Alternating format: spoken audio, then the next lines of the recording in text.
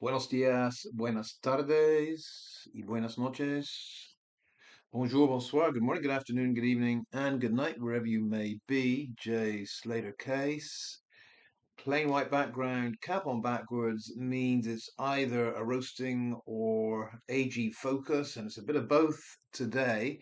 But a few other issues have cropped up, which I will also deal with today. First of all, one or two people have noticed and said that it looks like YouTube is now putting ads on during my videos. And that's odd because this is not a monetized channel at all. And I didn't know that that could happen. Well, apparently it can. Apparently it's not that unusual that in the small print, when you set up your channel, YouTube has the right to effectively monetize your channel, whether you want it to or not, and take all of the revenue that may come its way. Um, I didn't know that. Uh, I I would have thought most of you didn't know that. I was under the belief that if you don't sign up for monetization, there are no ads, but that's not how it goes. So, if that is the case, I just saw two people in the comments yesterday that said, is anyone else getting ads? If that is the case, then what to do about it? Um, Either persist and just sit through the ads, or would it be better to switch to a backup channel and try to fool the YouTube robot and use a backup channel that doesn't have a history and therefore shouldn't have these ads appearing? I don't know. But just let me assure you that any ads that appear is nothing to do with monetization. It's nothing to do with what I want to happen. I would much prefer it that there are no ads. You start the video and you go all the way through, and that's it. But you live and learn. So I don't know about these technological things. I'm guessing that the YouTube robot has figured out that I get a certain number of views per day, and therefore it's worth taking some money from it. I mean, nice job if you can find it. There we go. That's YouTube's right, it would seem. But anyway, I will read your comments, and you know, I'm 50-50 on it. I mean, it's not me that has to watch the ads during my own video. But then again, I've had so many channel switches and new channels and what have you that going yet again to another channel, main channel, I'm imploring people to switch to another channel isn't ideal either. There we go. It is what it is. We'll talk about it and figure out what we do if we do anything.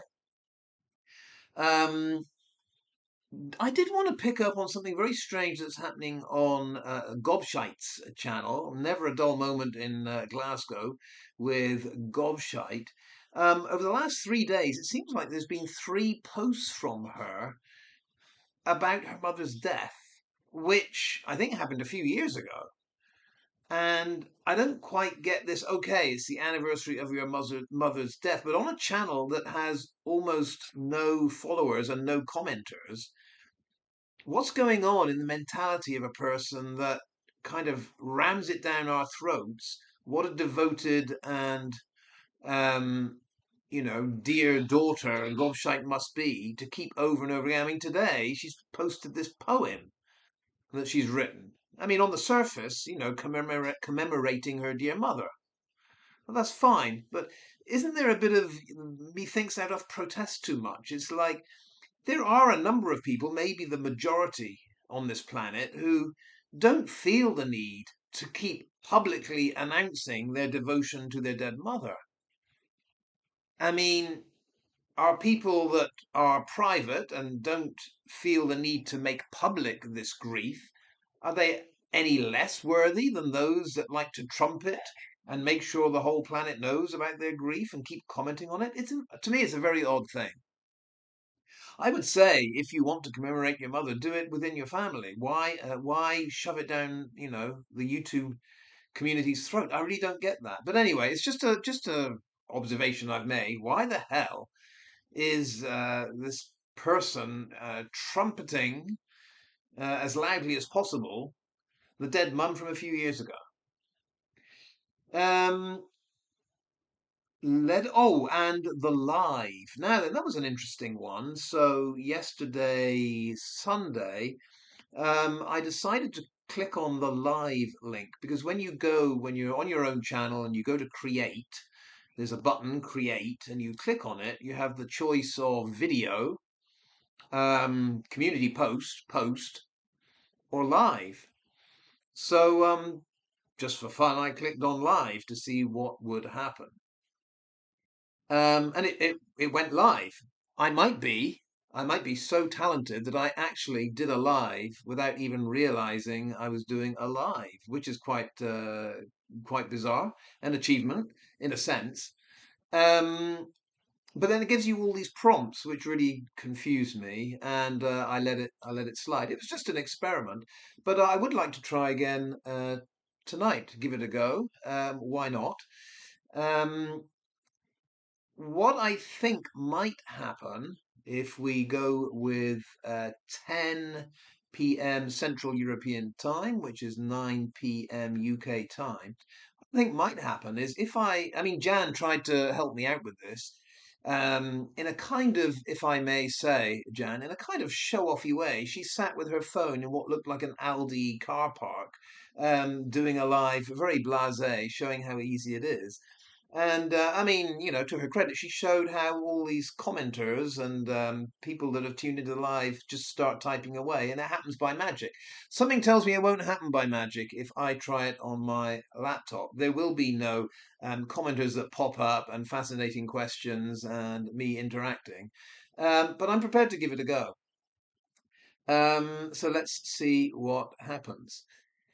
I believe you have to sign up for something like StreamYard if you're going to feature people popping into some box and actually communicating with them. But it may be that Jan's right, that you just click on the live, set it up, start it off, and people that are ready, they click in and they can write comments. And I can answer it or I can ignore it. I don't know. I don't know. So this is not in any way a long-term plan at all. It's just curiosity. How difficult or how easy is it to do a live? Maybe we'll find out tonight. But what the meat and drink of this one, sorry, the meat and potatoes of this one, um, is following up on what Lorree said. This is why, it is focused on the AG. We're still focused on Lorree here. And her points number 5 and 6, why for her the needle. You know that needle? Foul play, foul play, foul play, accident, accident, accident. Why, for her, two more points we're going to cover today. Why her needle was going towards accident when mine, and I think yours, was going foul play. It's foul play. Now, her point number 5 in her list was she said that the fact that Jay's body was not found with drugs or suspicious items, for her, moved the needle towards accident. This, you see, I'm not gonna pull any punches here. I'm just gonna lay it on the line. This is where I think we have the ramblings and the very shallow thoughts of some kind of infantile mind, because it's not necessarily what is not found on Jay's person or what is found on Jay's person. It's the big picture here. And when Lorree mentions that the body was not found with drugs, well, hang on a second. There's a whole cocktail of drugs in his body. So this is a contradiction in itself.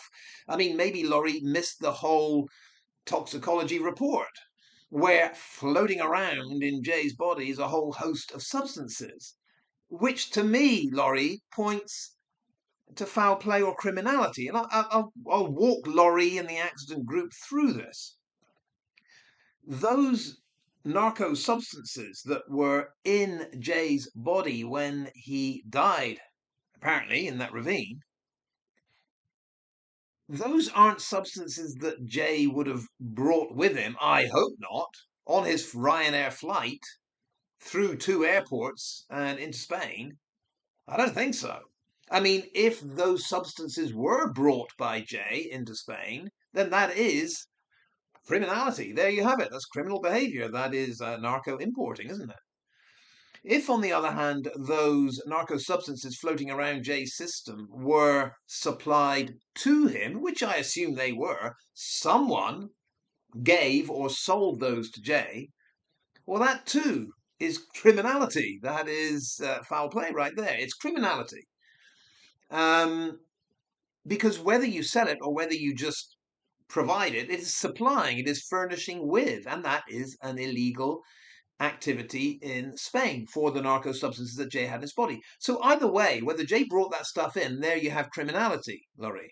Whether he was supplied that stuff by someone else, that is criminality. So at the point that the toxicology report was read out, Lorree, it confirmed criminality. End of. Whether Jay brought them in himself or they were supplied to him, that is criminal behavior. So what should have happened here, Lorree, is when the body was found with all of those drugs circulating in his system there, your needle should have gone instantly towards foul play. To me and to many people, that was confirmation. There's something going on in the background here that is not just a normal lad going missing. Oh dear, he fell off a ravine and died. Yeah? When you've got all those substances, the likes of ket, the likes of cocaine, the likes of MDMA, yeah? Boom! That needle, Lorree, should have been wavering right down into foul play, foul play, foul play territory. We don't get, Lorree, how your needle suddenly goes, oh, he's got all this stuff in his system. Well, that means it's an accident, and purely an accident. We don't get that thinking. And it's infantile thinking. I'll say it again. You're not digging deep below the surface here. And when you scratch the surface, you seem to scratch up a load of stuff that isn't relevant. Body not found with drugs, it was in his body, or suspicious items. What suspicious items, Lorree, did you expect there to be there? You see, I think at this point, Lorree, you need to focus on what was not found with Jay's body there. What was not found? Okay? No cash. How can that be? Apparently, Debbie said when she went over, Jay did still have money, did still have some cash in his hotel room. So how is it that Jay ends up dead at the bottom of a ravine with no cash, but in his hotel room there's plenty? Where's it gone? When the stuff he went out with that night, where's it all gone? To me, that is suspicious. Um, Bank card. Here we have Rach mentioning something about, yeah, look out for Brad's bank card. Well, where's Jay's bank card? He's out there, a long drive away from his hotel in the remote Masca area, and it would seem no bank card, no cash. Now, what happens in crime, Lorree, is that when a victim is found and they don't have any means of payment, the card is gone, the cash is gone, effectively, that needle points, Lorree, to foul play, because what often happens with foul play is a person's possessions are removed from them. Whether they're just mugged, beaten up, or, heavens above, unalived, it's usually a pretty good clue that when they have no possessions of value on them, that's an indicator some foul play is afoot. I mean, you can conduct an experiment yourself here, Lorree. If you want to go wandering around some dubious part of London, I guess that's not Hampstead, yeah? And you end up no cash, no card. It's usually a sign that someone's taken that from you. Not always, I admit, but it's a sign. That needle again should be going towards foul play. So the big mistake Lorree is making here is she's focused on the few things that she wants to focus on, but she's not focused on what isn't there. It's this absence of certain things that a normal criminal investigator would say, that's off. That is really off. Young lad, raving away, having the time of his life. But when we find the body, those usual things, even if it's a few pennies, a few cents, €5 note, something. But no, if there's nothing, Lorree, that is when the needle is saying you got to think of foul play. It's an obvious thing to think. Whoever did this to the guy took whatever cash or card he had on him. That's what a natural thinking process would conclude, Lorree. Let's turn to the next one, point 6 of Lorree's assessment. Lorree says Jay's family, who have more information than any of us will ever have, appear to accept the death was accidental, although still needing to know the surrounding circumstances. Okay, there's several problems with this. First of all, when Lorree mentions Jay's family, she seems to assume that the family is just one unit that all think the same. And I've questioned this before. Who exactly is Jay's family?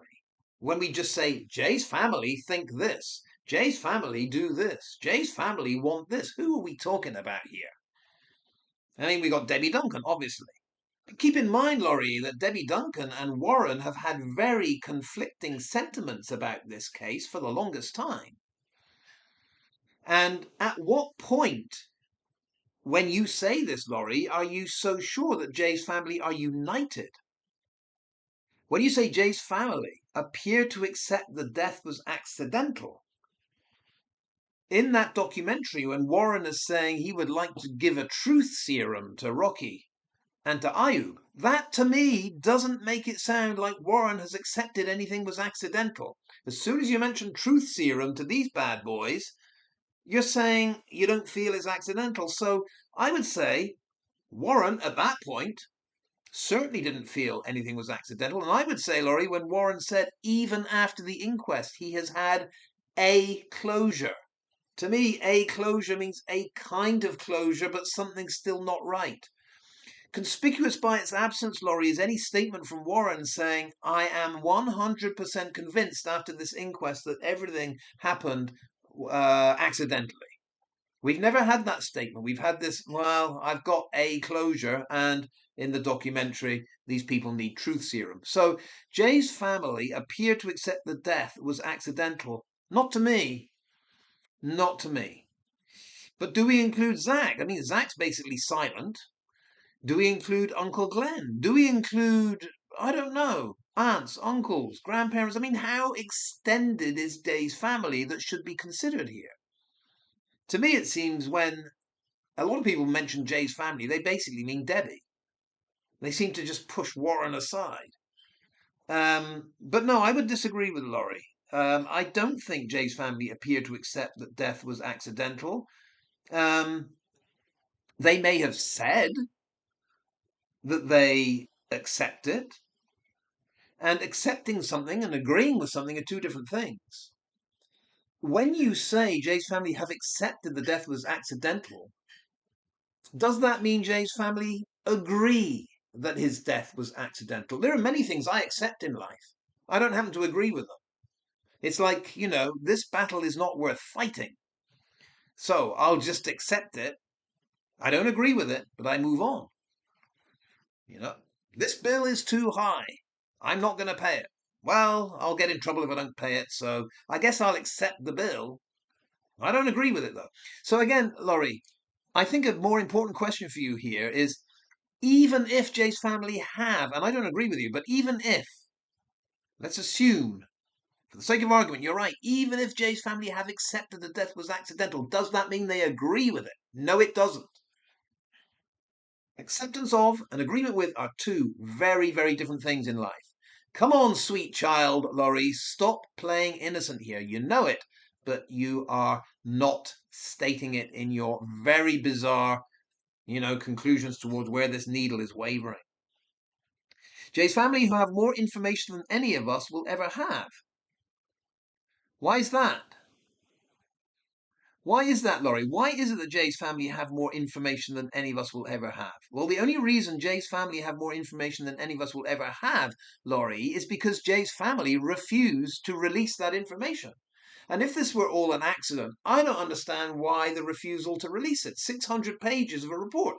What's the big deal? If this is all an accident and there's no foul play, there's no criminality in the background, Lorree, why don't the family just release it and say, hey, just to keep everyone happy, just to reinforce the idea the inquest conclusion must be right, here's everything in the 600-page document. You can read it. Get Duncan to translate it. Why not?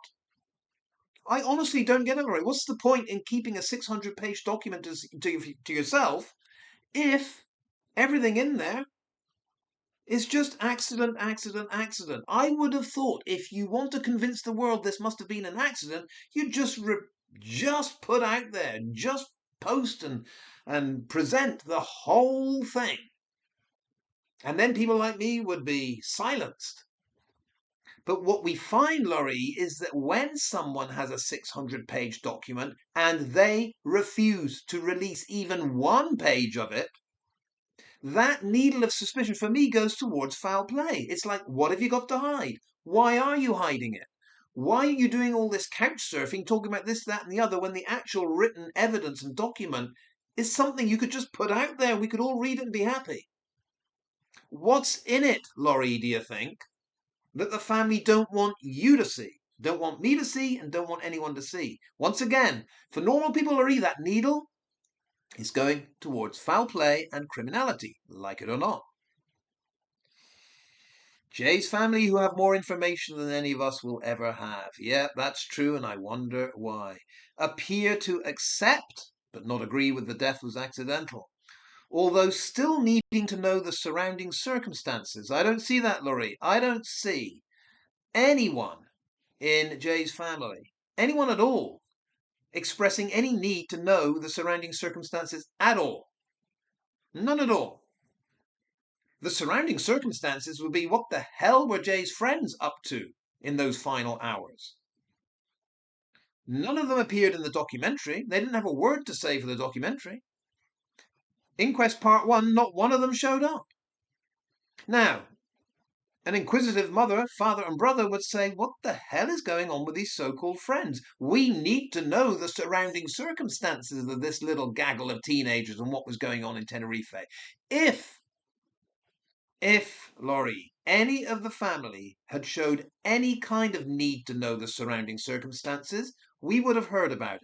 The fact that we haven't pushes the needle towards foul play. Just about every single commenter on my channel has said, if this were my kid, I would want to know every single detail of every single person that spent time with Jay in those final 24 hours before he died. And I would not stop until I had found out everything I possibly could in the background to this case. And yet Lorree says, well, here we have a family still needing to know, although still needing to know the surrounding circumstances. I detect no need whatsoever, Lorree, from any of Jay's family to know anything about any surrounding circumstances. As far as I can see, inquest over, documentary done, kerching, let's all move on and let's not look at any more surrounding circumstances, hey? That's what I see, and the reason I see that, Lorree, is because that's what's happened. I don't know what you've seen. You've seen some kind of fantasy land, some kind of magician's act that ain't reality. And this is why I labour this point, Lorree. It is so fascinating to go through your statement, which seems to be representative of the AG mind, why this must be an accident, but every single thing you say points to, for a normal person, in the direction of something ain't right here. It's criminality, it's foul play, something is well dodgy. And yet, bizarrely, your conclusion is, oh, this is all normal. This is what happens with an accident. No, it isn't. No, it isn't. With an accident, we know everything, we see everything, there's nothing to hide, and the family want to know all the details. It's the opposite of what you're saying. A lot more to go. I'm going to end it there. Let's see what happens tonight if this live actually happens. No idea. I won't plan anything. There's no point planning anything. If it doesn't happen, it doesn't work, but we'll give it a go. Let's leave it there. Hasta luego, adios, hasta la vista. See you later, maybe.